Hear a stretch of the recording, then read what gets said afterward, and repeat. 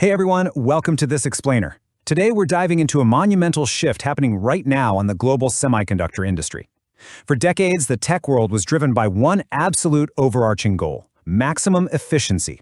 But today, we're rapidly moving away from that hyper-efficient, globally integrated model. We're heading straight toward a fragmented, security-first reality. It's what we call the era of sovereign silicon.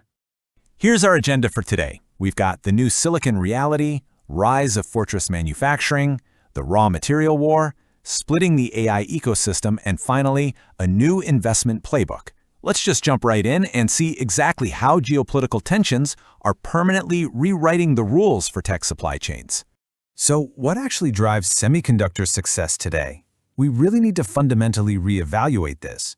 If you had asked me a decade ago, the answer was a no-brainer: Moore's Law and engineering prowess. But looking at our current 2026 landscape, having the best engineers in the room is simply no longer enough to guarantee corporate success.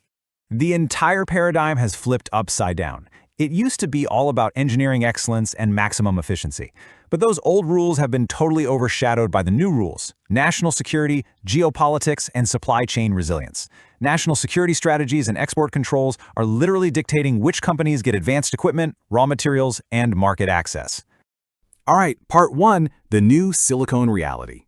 You know, those 2026 restrictions on sub-5 nanometer technologies, the absolute cutting edge of computing power, they acted as a massive inciting incident. They totally accelerated the division of the global tech ecosystem into independent regional blocks. Advanced chips have basically been transformed into strategic national capabilities. Governments are looking at them the exact same way they look at energy infrastructure or military defense. And now, practically every major economy is chasing its own self-sufficiency. Just look at the breakdown. The US is expanding domestic incentives while tightening export controls. Over in the EU, they're pouring massive subsidies into strategic independence. China is doubling down on indigenous manufacturing despite those restrictions, and Taiwan is trying to maintain its advanced hub status while carefully navigating cross-strait geopolitical risks. Because of all this, tech-heavy indices are responding to geopolitical headlines just as much as standard economic indicators. Which brings us to Section 2, the rise of fortress manufacturing. So what exactly is fortress manufacturing?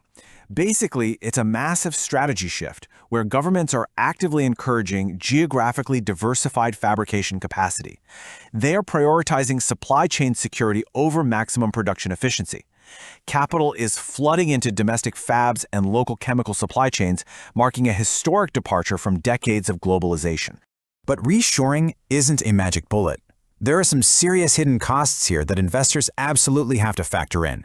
You can't just build a new mega fab in Arizona or Germany and expect the old profit margins. You're dealing with severe shortages of experienced engineers, way higher labor expenses, skyrocketing construction costs, crazy complex environmental permitting, and increased utility prices.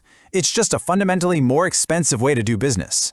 And because of all those costs, these localized chips just flat out cost more. We call this sovereign silicon. It's domestically manufactured chips that carry a measurable premium compared to Asian-made ones. But remember, that premium, it's the price of strategic independence, not just production inefficiency. Over time, these geographic clusters build a powerful competitive moat, but that sovereignty definitely comes at a premium.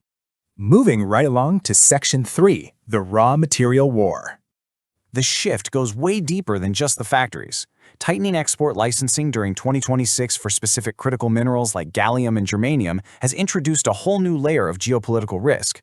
These aren't just ordinary industrial inputs anymore. They're essential for high-performance electronics and defense systems, and they have become absolute critical strategic assets.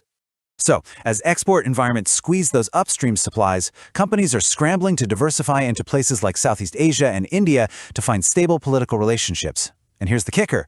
Moving forward, ownership of stable upstream supply chains and raw material security might actually be a stronger predictor of long-term returns than temporary bumps in quarterly sales.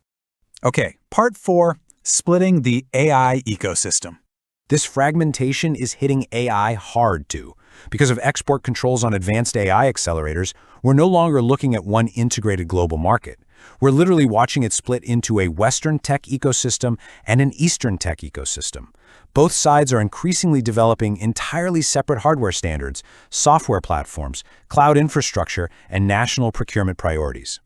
And because of this split, the old valuation metrics just don't cut it anymore.